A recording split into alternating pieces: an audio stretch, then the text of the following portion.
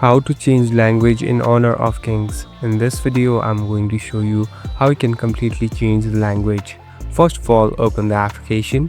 Now here on the right top, you can see the settings icon. Simply tap on settings. So here we're in the settings interface. Here you'll be able to see different options and settings.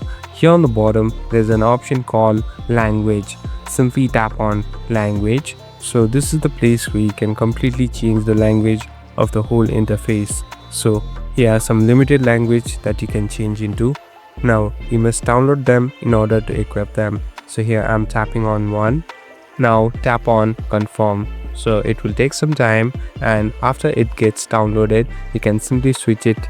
Now it has been completely changed and the application is getting restarted.